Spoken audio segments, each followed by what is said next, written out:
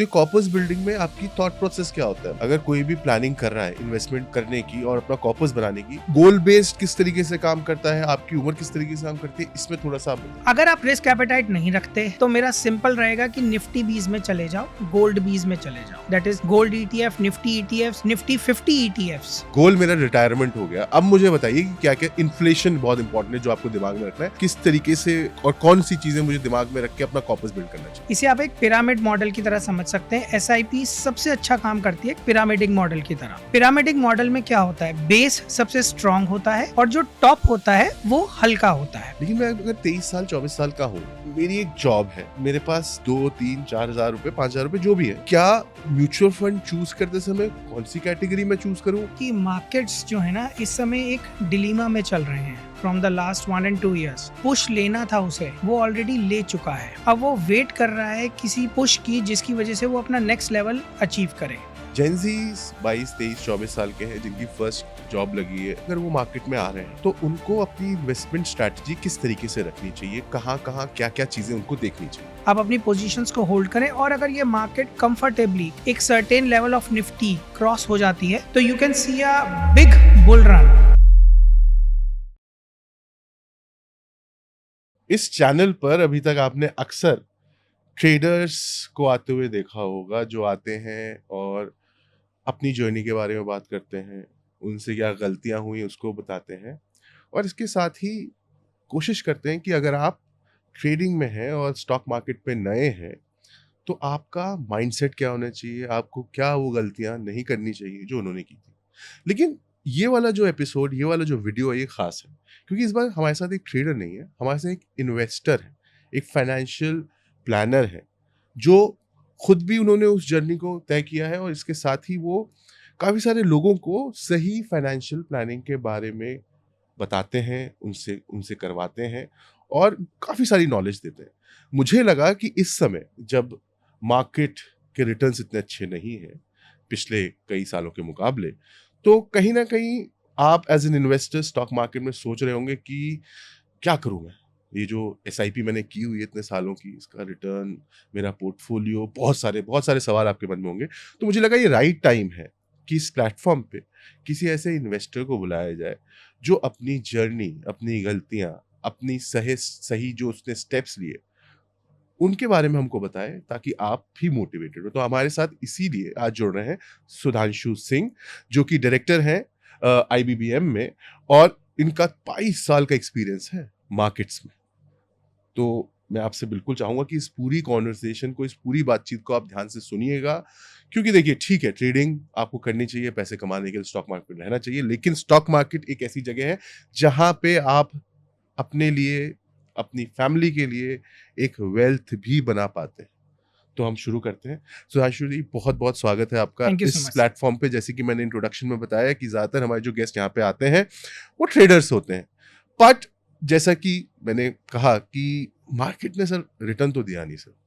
1.5-2 साल हो गए हैं, मतलब अगर रिटर्न्स की बात की जाए, कहाँ स 12% सीएजीआर, 15% सीएजीआर की बात करते हैं। अभी तो बहुत बुरी हालत है। मार्केट को आप कैसे देखते हैं अभी? देखिए सर, ऐसा है कि मार्केट्स जो है ना इस समय एक डिलीमा में चल रहे हैं from the last 1 and 2 years। Market already जो पुश लेना था उसे, वो ऑलरेडी ले चुका है। अब वो वेट कर रहा है किसी पुश की जिसकी वजह से वो अपना नेक्स्ट लेवल अचीव करे। इस समय मार्केट एक अनसर्टेनिटी के बीच चल रहा है जहाँ पर वो ये डिसाइड नहीं कर पा रहा कि अभी गिरना है या ऊपर जाना है। तो इस समय अगर आप प्रॉफिट में हैं तो आप अपनी पोजीशंस को होल्ड करें, एक स्ट्रिक्ट स्टॉप लॉस मेंटेन करते हुए अपने पोर्टफोलियो का आप अपनी पोजीशंस को होल्ड करें और अगर ये मार्केट कंफर्टेबली एक certain level of Nifty cross हो जाती है तो you can see a big bull run.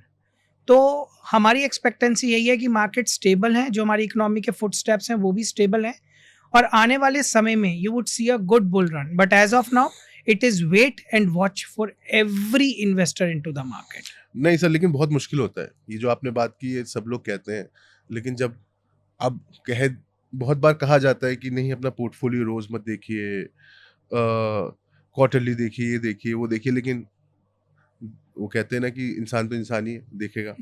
तो ऐसे माहौल में जैसे कि अभी मैं कहीं पढ़ रहा था कि एसआईपी स्टॉपेज रेशियो, खैर वो मैं उसको मेट्रिक नहीं मानता हूँ इस बात से कि लोग वाकई में बच रहे हैं मार्केट से, लेकिन मेरी तो एसआईपी चल रही है सर। मेरी एसआईपी चल रही है 15,000 की, 10,000 की मेरी एसआईपी चल रही है, लेकिन जिस तरीके का रिटर्न मुझे मिलना चाहिए था वो नहीं मिल रहा है। लेकिन इसमें एक गलती जो हो सकती है, जब मार्केट देख के मैं अपनी एसआईपी बंद कर दूं, ये कितनी बड़ी गलती होती है। और जब मार्केट नीचे होता है तो कैसे आपकी एसआईपी काम करती है, थोड़ा सा ये बताइए, ताकि लोगों के दिमाग से ये बात निकले कि मार्केट गिर रहा है तो आपकी एसआईपी काम करना बंद कर चुकी है। ओके, ऐसा नहीं है कि सबसे पहली चीज़ एसआईपी बंद कर दीजिए। एसआईपी कंटिन्यू रखना सबसे अच्छी चीज़ है। इसे आप एक पिरामिड मॉडल की तरह समझ सकते हैं। एसआईपी सबसे अच्छा काम करती है एक पिरामिडिक मॉडल की तरह। पिरामिडिक मॉडल में क्या होता है, बेस सबसे स्ट्रांग होता है और जो टॉप होता है वो हल्का होता है। जब हम पिरामिडिंग की बात करते हैं तो इट मीन्स कि जो आपके महंगे शेयर्स हैं, जो आप महंगे में खरीद रहे हैं, उनकी क्वांटिटी कम आएगी। ऐसे समझते हैं, मान लीजिए कोई स्टॉक है या म्यूचुअल फंड का यूनिट है, जैसे आप एसआईपी की बात कर रहे हैं तो मैं म्यूचुअल फंड के यूनिट की बात करता हूँ। वो यूनिट 20 रुपीज का था, आपने 10,000 रुपीज की एसआईपी की, तो बेस पर आपने 500 यूनिट्स एक्वायर किए। अब वो यूनिट मान लीजिए 10 रुपीज ऊपर चला गया, 30 रुपीज का हो गया। आपकी तो एसआईपी सेम प्राइस की है, तो आपने फिर से 10,000 इन्वेस्ट किए, but now this time you acquired only 333 units. अब इन दोनों का अगर मैं बैलेंस करूं तो आपका जो परचेज प्राइस है वो नीचे की तरफ रहेगा, that is towards 20। So you are not yet crossing 25-26 as a purchase price, average purchase price. आपका परचेज प्राइस 22 के आसपास रहेगा। अब और ऊपर चला गया यूनिट, लेट्स सपोज 40, तो आपको सिर्फ 200 यूनिट्स मिलेंगे, एंड सो ऑन। इसका रिजल्ट क्या होता है कि आपके प्राइजेस हमेशा नीचे की तरफ रहते हैं, परचेज प्राइस का एवरेज नीचे की तरफ रहता है। अब जब आप एसआईपी करवाते हैं तो आप सस्ते में भी एक्वायर करते हैं और महंगे में भी एक्वायर करते हैं। अब you can not tell the market कि कहां से वो शार्प अप ट्रेंड लेगा। अगर आपका इन्वेस्टमेंट उस समय नहीं हुआ तो how would you make the fresh investment. अब कहीं ना कहीं हमारी साइकोलॉजी जिसकी आप बात कर रहे थे, देखते रहते हैं, अगर आपने किसी यूनिट, किसी स्टॉक, किसी भी प्रोडक्ट को सस्ते रेट में देख लिया है और अब वो हाइप ले गया है, तो आप इंतजार करते रहेंगे कि वो गिरेगा तभी उसे खरीदूंगा, क्योंकि मैंने तो इसे 20 रुपए में देखा था, आज ये 40 का हो गया, मैं नहीं खरीदूंगा। अब वो 20 का इंतजार करते करते वो रिटेलर खत्म हो जाता है, वो 40 का 80 का 160 होता चला जाता है, और फिर वो एंड में कहता है छूट गया यार, चल किसी अगले को देखता हूं। Believe me, SIP stopping is not the solution, it is all about the needs. देखिए निफ्टी, अगर मैं इसे आपको थोड़ा सा अलग फॉर्म में समझाता हूं, Sensex was the starting point. तो जब हमारी इंडिपेंडेंस आई थी 1947 में, तब भी बॉम्बे स्टॉक एक्सचेंज था। Sensex was trading at 167 points, 167 points पे सेंसेक्स था। अगर आप उसका क्यूमुलेटिव CAGR ग्रोथ निकालोगे ना इतने सालों में, तो दैट इज 16%। लेकिन बाजार कभी ये नहीं कहता कि मैं हर साल तुम्हें रिटर्न देने के लिए बैठा हूं, होल्ड करो। वो शार्प मूव लेता है। जैसे क्या करता है, आपने कहा 2 साल से रिटर्न नहीं आ रहा, वो तीसरे साल में या चौथे साल में आपके सारे सालों के रिटर्न कवर अप कर देगा। लेकिन you should have confidence and keep on investing into the market in a disciplined manner. ये नहीं है कि इसे हट के इधर आ जाता हूं, इसे छोड़ के इधर आ जाता हूं, ये नहीं चलेगा। आपका रिसर्च और एनालिसिस परफेक्ट होना चाहिए कि ये मेरी इकोनॉमी में अगली नीड है, and that product is gonna go up. ठीक है सर, मतलब इन्वेस्टर्स के लिए आपकी सलाह यही है कि एसआईपी डर के मत बंद कर दो।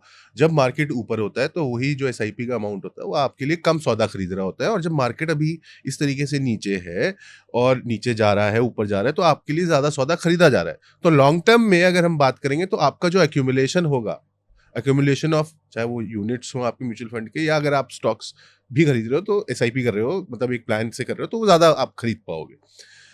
चलिए सर, अब थोड़ा सा अपनी, क्योंकि आप इन्वेस्टमेंट के बारे में बात करते हैं, तो मैं आपसे ही जानना चाहूँगा कि इस समय की बात नहीं करेंगे हम, इसको हम कैटेगराइज करते हैं एक रिस्क के साथ। एक यंग इन्वेस्टर, एक मिड लेवल, मतलब जो मिडिल एज इन्वेस्टर है, उसके लिए किस तरीके की स्ट्रैटेजी होनी चाहिए। सबसे पहले हम बात करते हैं जेनजीज की सर। जेनजीज मतलब वही जो 22, 23, 24 साल के हैं, जिनकी फर्स्ट जॉब लगी है, उनको अगर वो मार्केट में आ रहे हैं तो उनको अपनी इन्वेस्टमेंट स्ट्रैटेजी किस तरीके से रखनी चाहिए, कहाँ क्या चीजें उनको देखनी चाहिए। सर जेंजीज की बात करें तो they are young, they have time and appetite to take risk, क्योंकि उनके पास अभी एक बहुत समय है to make earnings and to take risk also. तो जेंजीज के लिए सबसे अच्छा रहता है कि सबसे पहले तो वो एक डिसिप्लिन्ड इन्वेस्टमेंट की हैबिट बनाएं। उसके लिए वो 1000-2000 रुपीज़ की SIP शुरू करें, ताकि उनकी एक इन्वेस्टमेंट हैबिट कल्टीवेट हो, जो शायद अभी नहीं है। आप शायद एक मूवी कम देखने जाओ, लेकिन 1000 रुपीज़ की एक SIP ज़रूर कराओ। That is the first part of Gen Zs. Then they should start acquiring knowledge. Knowledge बिना प्रैक्टिकल के नहीं आती। मैं ये नहीं कहूँगा कि आप बहुत बड़ा इन्वेस्टमेंट एकदम खोल दो, बिल्कुल नहीं करना चाहिए। No money how much fund you are carrying. आप एक डीमैट अकाउंट खुलवाइए एक स्टेबल ब्रोकर के साथ and you start investing slow, जैसे 10 शेयर, 15 शेयर, 50 शेयर।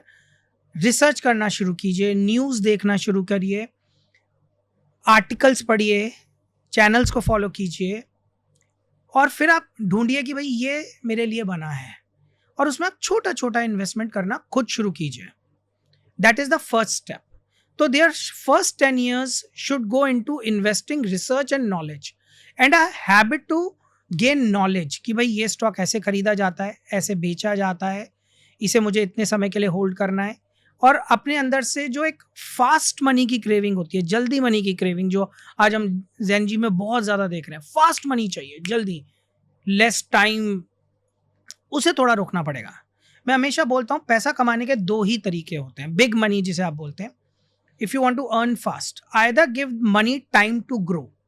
जैसे आप किसी FD का एग्जांपल लेते हैं, मैं किसी भी चीज़ का एग्जांपल लेता हूँ, तो आप 5 साल उसे देते हैं तो वो मल्टीफोल्ड्स हो जाती है। तो आपने छोटा पैसा लगाया, 1 लाख रुपीज़ लगाए, आप 12% की CAGR पे लगाइए, 6 साल में वो 3 लाख रुपए हो जाएगा 12% के CAGR के साथ, year on year 5 to 6 years में।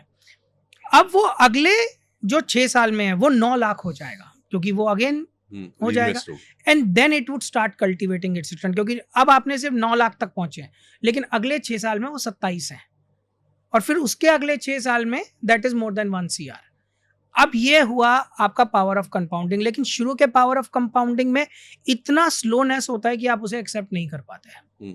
अब इसका सेकंड तरीका, भाई इतना टाइम नहीं है, तो now you have to invest back. यार 25 लाख एक ही बार में डाल दिए, 12%, 14%, 15% के CAGR पे। Now you would see the return rising in मल्टीफोल्ड्स।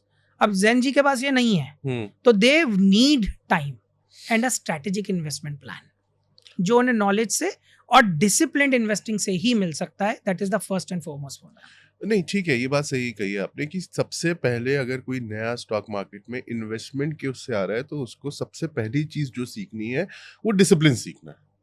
उसको ये सीखना है कि हर महीने इतना, चाहे वो 1000 हो, 2000 हो, 5000 रुपये हो, जो उसको इन्वेस्ट करना है मार्केट में, वो उसकी सैलरी का पार्ट ही नहीं है, वो उसके पास नहीं आएगा, वो इन्वेस्टमेंट में जाएगा। और जब वो 1 साल 2 साल इस चीज को करेगा, लगातार करेगा, तो सबसे पहले वो सीखेगा डिसिप्लिन।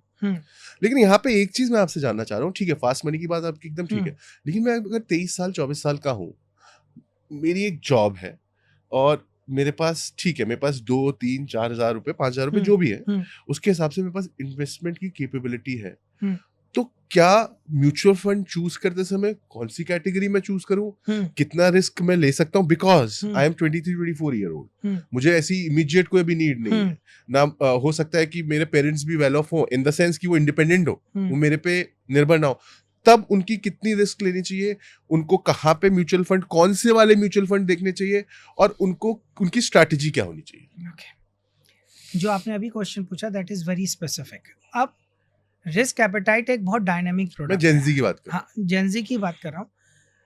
जेनजीज में कुछ फैमिलीज के किड्स ऐसे हैं जो बहुत एक्सेसिव रिस्क ले सकते हैं, कुछ किड्स ऐसे आएंगे जो बहुत एक्सेसिव रिस्क नहीं ले सकते। यहाँ पर पॉइंट आता है कि भाई मुझे कौन से प्रोडक्ट में जाना है, that is the concept, right. अगर आप रिस्क एपेटाइट नहीं रखते तो मेरा सिंपल रहेगा कि निफ्टी 20 में चले जाओ, गोल्ड 20 में चले जाओ, that is gold ETF, Nifty ETFs, Nifty 50 ETFs। इन्हें 12% का CAGR एवरी 5 years में थ्रो करना ही करना है, रिस्क फ्री, अगर आप मुझसे बात करना चाहते हैं तो। अब हम एक ज़ेनजी को पढ़ते हैं जो मॉडरेट रिस्क ले सकता है। He should diversify into funds, a little into Nifty 20, Gold 20, then he should think of mid cap and small cap. अब हम उनके लिए आते हैं जो थोड़ा हायर डिग्री ऑफ रिस्क ले सकते हैं। When I say higher degree, I don't mean a risk appetite of whole fund wiping off. I mean 20-25%, 30% of, they can see notional drawdown कि नीचे चला गया और ले लूंगा, टेंशन नहीं हो रही मेरे को कि भाई किसी का 1 लाख का 70,000 रह गया, प्रॉब्लम नहीं है, क्या हो गया, समथिंग लाइक दैट। उस केस में he should look at sectoral funds. आपको ये डिटरमाइन करना पड़ेगा कि इंडिया के अगले सेक्टर्स कौन से हैं जो हमारी नीड बनते हैं, फाइनल कंज्यूमर की, उन्हें टच इन करके उन सीधा सेक्टोरियल फंड्स की तरफ जाना चाहिए। सेक्टोरियल फंड्स में रिस्क ज्यादा होता है लेकिन रिटर्न उसी प्रोपोर्शनेट में सबसे ज्यादा सेक्टोरियल फंड्स देते हैं क्योंकि आप स्पेसिफिक सेक्टर में चले गए। तो you have to put up with this strategy depending कि आप कैसा रिस्क एपेटाइट कैरी कर रहे हैं। सेक्टोरियल फंड थोड़ा समझाइए लोगों को कि कैसे, मतलब फॉर एग्जांपल। हाँ चलिए। और ये कोई सलाह नहीं है इन्वेस्टमेंट की, ये सिर्फ एग्जांपल है। तो ये मैं सभी को, जैसे सर ने बोला, कहीं ना कहीं आप लोगों को लर्निंग पर्पज से, देखिए सेक्टोरियल फंड वो होते हैं जो किसी स्पेसिफिक सेक्टर को फोकस करते हैं और अपना आपका जितना भी पैसा उस म्यूचुअल फंड में जा रहा है सिर्फ उसी सेक्टर के ग्रोथ प्रोस्पेक्ट्स पे लगाते हैं, उन कंपनीज पे लगाते हैं, तो उन सब में लगाते हैं। अब पहला एक एग्जांपल लेते हैं। हमारी जो अगली सबसे बड़ी डिमांड आ रही है that is medical infra and road infrastructure. इसमें भी मैं स्पेसिफिकेशन दे रहा हूँ, मेडिकल एंड रोड इंफ्रा। अभी हमारा रोड इंफ्रा बहुत ज्यादा डेवलप होना है जिसपे गवर्नमेंट बहुत ज्यादा फोकस्ड भी है। Now this becomes a specific sectoral fund कि रोड इंफ्रास्ट्रक्चर कंपनीज जो इस पे फोकस कर रही हो उस सेक्टर पे आप पैसा लगाएं। सेकंड हो गया मेडिकल इंफ्रा। कौन सी ऐसी कंपनीज हैं जो सिर्फ, म्यूचुअल फंड शुड ऐसे जो सिर्फ मेडिकल इंफ्रा को फोकस कर रहे हैं। इसी तरह एनर्जी हो सकता है, आपका कंज्यूमेबल प्रोडक्ट्स हो सकता है, या फिर आपका you can say like housing infra हो सकता है। ऑल दीज थिंग्स डिपेंडिंग कि आप किस सेक्टर को अपनी नेक्स्ट नीड समझ रहे हैं स्पेसिफिक उस सेक्टर पे। अब वो सेक्टर परफॉर्म कर गया तो आपका जो रिटर्न होता है वो मल्टीफोल्ड्स जाता है। मतलब that is not a 12% CAGR, now we are talking of a CAGR of maybe 40% on an annualize basis. लेकिन वो फंड इतनी ताकत भी रखता है क्योंकि आप सेक्टर स्पेसिफिक हो गए कि आपके फंड को 40% से वाइप ऑफ भी करते हैं। अब मैंने वही बोला कि दिस इज रिस्क एपेटाइट। अगर आपका वो रिस्क एपेटाइट नहीं है तो सबसे पहले, जैसे मैंने बोला था, आप सेफर फंड्स में जाइए, निफ्टी बीज, gold bees, silver bees, all these products. So that is what we mean by sectorial funds. ठीक है सर, ये तो हो गया एकदम यंग जनरेशन, पहली नौकरी, 23-24 साल, कोई रिस्पॉन्सिबिलिटी नहीं। उसके बाद हम बात करते हैं अगला एज ग्रुप का, जो कि 29-30 से लेके ऑलमोस्ट 40 साल तक, जिनके पास हो सकता है कि अब शादी हो गई हो, परिवार हो, पेरेंट्स भी बुजुर्ग हो रहे हैं, इंडिपेंडेंट नहीं है। इन लोगों की इन्वेस्टमेंट स्ट्रैटेजी क्या होनी चाहिए? और ये वो लोग हैं, हो सकते हैं, जिन्होंने अभी तक स्टॉक मार्केट में कोई इन्वेस्टमेंट नहीं किया। That's a very nice thing. Stock market में कोई इन्वेस्टमेंट नहीं किया सर, क्योंकि डर लगता है। डर लगता है। देखिए, इन लोगों को थोड़ा रिस्क लेना पड़ेगा और थोड़ा पार्ट सेफर एसेट्स में ले जाना पड़ेगा। मैं बिल्कुल सेफ नहीं ले जाऊंगा लाइक गिल्ड फंड्स और FD, क्योंकि आज की डेट में वो इन्फ्लेशन भी बीट नहीं कर पा रही। हमारे FD के रिटर्न 6%, 6.5% रह गए हैं। और 6% और 6.5 कुछ ही बैंकों में, सरकारी बैंकों में जहाँ पे ज्यादातर, उसमें उतना भी नहीं। मैंने बेस्ट सिनेरियो लिया है। और हमारी इकोनॉमिक इन्फ्लेशन इस समय 8 क्रॉस कर रही है, ऑलमोस्ट 8 क्रॉस। और रियल और ज्यादा होगी अगर फूड और मेडिकल और ये सब। बिल्कुल। तो भाई, अगर आप 12% का CAGR कैटर नहीं कर पा रहे हो मिनिमम बेसिस पे, तो आप अपने गोल्स कभी नहीं मीट कर पाओगे। इस जगह इन्हें एक बैलेंस ऑफ क्रिएट करना पड़ेगा between safer and riskier funds. तो there 60% of fund should go into a bit risky assets, not very risky. They should be targeting mid cap, small cap and sectorial funds of 60% of the funds. 40% can go into large cap, Nifty Bs, Gold Bs. Gold Bs मैं 20% का proportionate डालूंगा। Reason being, हमारे यहाँ ना gold को लेकर एक soft corner है। कोई भी फंक्शन हो, कुछ भी हो, गोल्ड चाहिए। तो ये जो आप 20% गोल्ड बीज में डाल रहे हो ना, जब भी आपको जरूरत पड़ेगी वो गोल्ड के बराबर ग्रो करेगा। तो कभी भी उसमें से फैच आउट करोगे, गोल्ड ले लोगे, तो उस केस में प्रेशर नहीं बनेगा कि भाई गोल्ड लेना है यार, आज गोल्ड ये रेट हो रहा है, वो रेट हो रहा है। तो प्रेशर नहीं है यार, गोल्ड के नाम से जुड़ा हुआ था, वहां से निकाल दे दे, and they will feel that it's ease. तो जो मिड ग्रुप होता है, जो अभी आपने डिस्कस किया, that married, kids, responsibilities, 60% into a little riskier assets and 40% into safer assets. That should be their portfolio way off. ठीक है।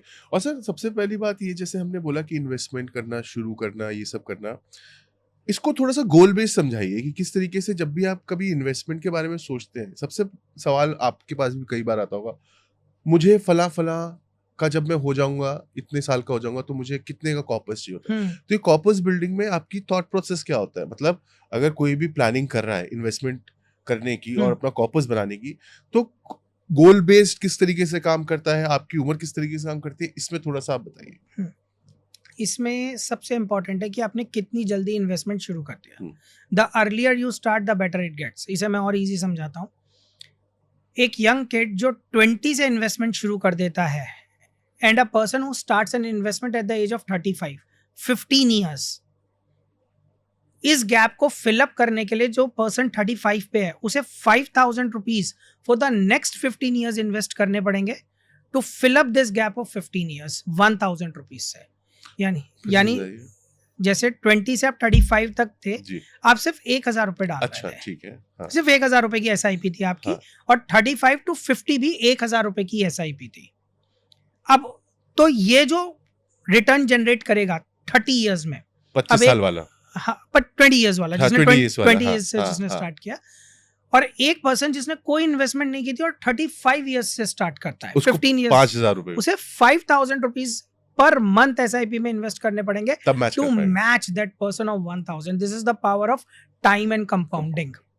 अब हम आते हैं आपके गोल सीकिंग पे। गोल सीकिंग जनरली जो हर कोई प्लान करता है आफ्टर मैरिज शुरू करता है, या हो सकता है मैरिज के 2-3 साल बाद, जिसमें वो कहता है पहला किड हो गया, इसकी एजुकेशन, इसकी हायर एजुकेशन, इसकी मैरिज, एंड फाइनली हमारा रिटायरमेंट। हम्म, ये एक प्रोसेस होता है जो मेरे पास जनरली आता है। उसके बीच में उनके शॉर्ट टर्म गोल्स गायब होते हैं। फिर जब हम क्वेश्चन पूछना शुरू करते हैं, हाँ जी कोई गाड़ी भी लेनी है, कोई आपकी ईएमआई भी चल रही है, कोई घर लेने की भी प्लानिंग कर रहे हो, तो जब ये सब क्वेश्चंस बीच में निकलना शुरू होते हैं कि हाँ सर ये भी था, तो मैंने कहा सर ये कहाँ है आपका प्लानिंग का पार्ट, इसका पैसा कहाँ से आ रहा है। फिर फैमिली बैकग्राउंड के बारे में बात की जाती है, भाई कितने सेफर एसेट्स हैं, फैमिली से क्या मिल रहा है, आगे क्या आएगा, आपके पास कुछ खुद का है या सब कुछ खुद ही करना है।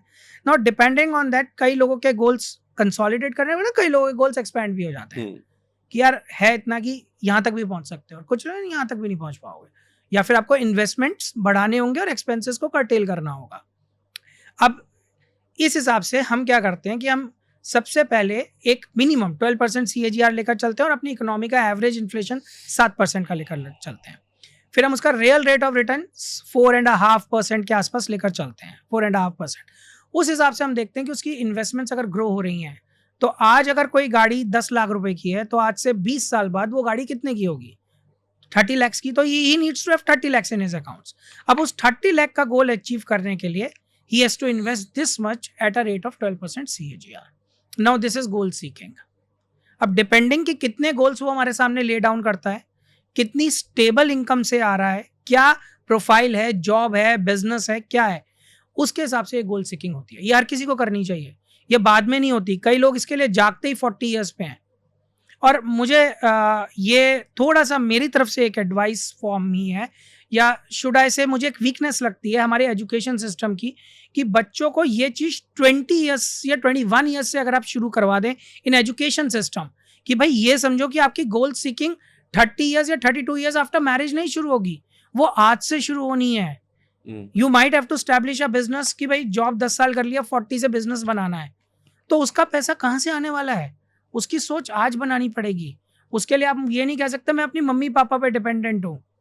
उसकी सोच अगर आज आप बना लोगे, उसके लिए 1,000-2,000 की SIP कर लोगे ना, उस समय वो बिजनेस चलान शुरू करने के लिए आपके पास वो पैसा खुद का होगा, आप किसी से मांगोगे नहीं। तो ये चीज गोल सीकिंग का सबसे इंपॉर्टेंट है, और मैं बहुत फॉर्मली कहता हूँ ये हमारे एजुकेशन सिस्टम का पार्ट होना चाहिए फ्रॉम द बिगनिंग ऑनवर्ड्स, कि हम बच्चों को सिखाते हैं गुल्लक में पैसे डालना, जोड़ना, उन्हें इस फॉर्म में सिखाओ कि व्हाट इज योर गोल्स, तो वो अपने आप ही उसे कर लेंगे। ठीक है सर, ये हो गई गोल बेस्ड बात। अब मैं आपको एक ना जैसे बहुत लोग थोड़ी थोड़ी इन्फॉर्मेशन ले लेते हैं इधर से उधर से, यूट्यूब से, किसी से सुन के, न्यूज़ चैनल, सब जगह से।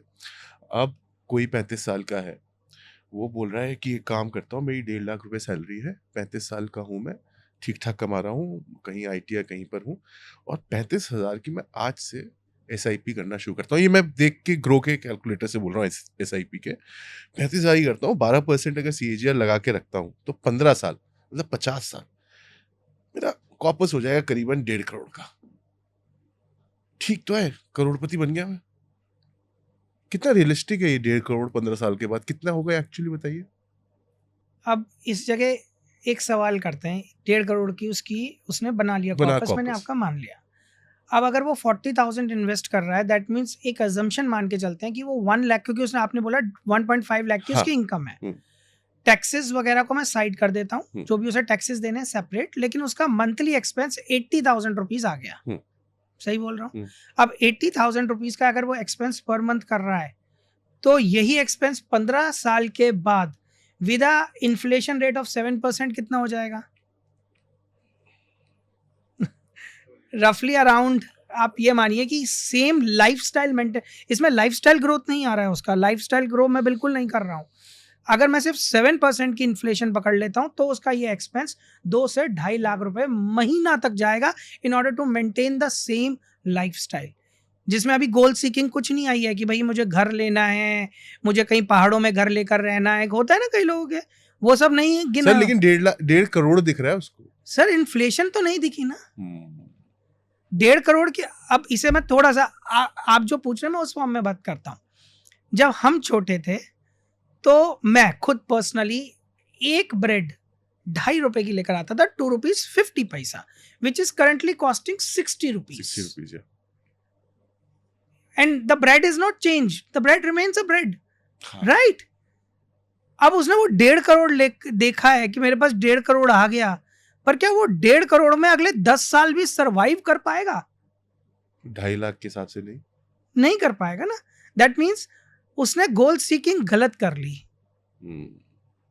उसने ये कैलकुलेट ही नहीं किया कि भाई उस समय मेरा क्या खर्चा होने वाला है। अगर मैं उसके खर्चों को कर्टेल कर दूं बाय इवन 50%, भाई रिटायर्ड लाइफ हो गई, तो उस केस में भाई शेविंग कम करनी है, बाल कम कटवाने चला जाऊंगा, दवाइयां तो होंगी। घूम कम लूंगा, मतलब मैं हर जगह से बैलेंस ऑफ कर लूं। कि वो कहता है जैसे हाथ है हमारे पास, सर 80,000 का एक्सपेंस है, लेकिन उस समय ना मैं 40,000 में मैनेज कर लूंगा। That means he is gonna bring down his lifestyle. आप समझिए हमारी बात। उस केस में सिर्फ 1.5 करोड़ के कॉर्पस से भी इन्फ्लेशन एडजस्ट करके वो मुश्किल से मुश्किल 10 साल सरवाइव कर पाएगा, उसमें भी उसे प्रॉब्लम होने लगेगी। और उस बीच अगर कोई कंटिंजेंसी आ गई तो उसकी तो प्लानिंग ही नहीं है। ये प्लानिंग नहीं होती, ये प्लानिंग नहीं होती। आप रिटर्न्स देख रहे हैं, अब आपने जो अभी रिटर्न मुझे बताया, that would have been really great if you had a specific goal. Specific goal, बेटा या बेटी को फॉरेन स्टडीज के लिए भेजना है, इतना पैसा लगेगा, उसके लिए परफेक्ट गोल सीखेंगे। Specific goal, then your calculation is perfectly right. If it are multiple goals, then I need multiple of these calculations.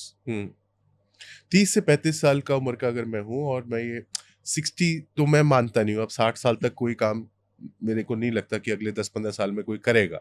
50 साल का हम अगर रिटायरमेंट का वो लेके चलते हैं टारगेट, तो यही जो आप चीजें बोली, गोल मेरा रिटायरमेंट हो गया। अब मुझे बताइए कि क्या क्या, इन्फ्लेशन बहुत इंपॉर्टेंट है जो आपको दिमाग में रखना है, उसके अलावा क्या किस तरीके से और कौन सी चीजें मुझे दिमाग में रख के अपना कॉर्पस बिल्ड करना चाहिए?